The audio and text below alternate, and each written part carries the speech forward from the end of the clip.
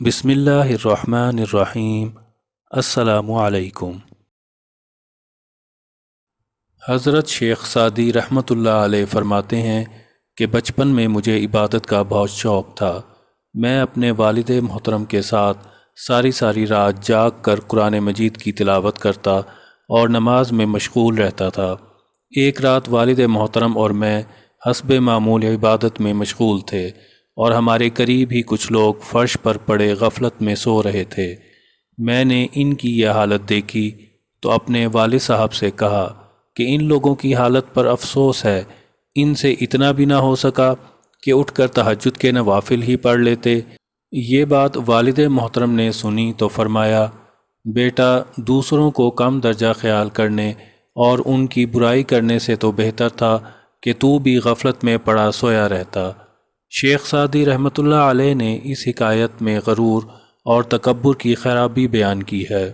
یہ ایک ایسا گناہ ہے جس سے محتاط لوگ بھی کم ہی بچ پائے ہیں۔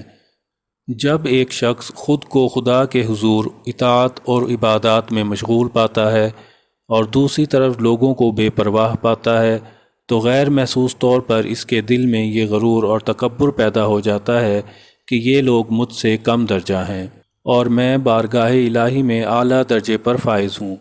اور اگر ایسا شخص اپنی غلطی سے آگاہ ہو کر فوراً توبہ نہ کرے تو عذاب کا مستحق بن جاتا ہے، کیونکہ غرور اور تکبر کو مٹانا عبادت کا اولین مقصد ہے۔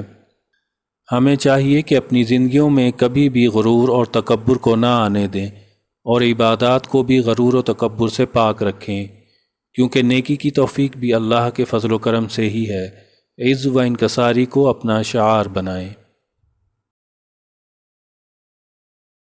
اگر آپ کو ہماری کاوش پسند آئے تو چینل کو سبسکرائب کیجیے اور آگے صدقہ جاریہ میں اپنا حصہ ڈالتے ہوئے ویڈیو کو دوستوں کے ساتھ شیئر کیجیے۔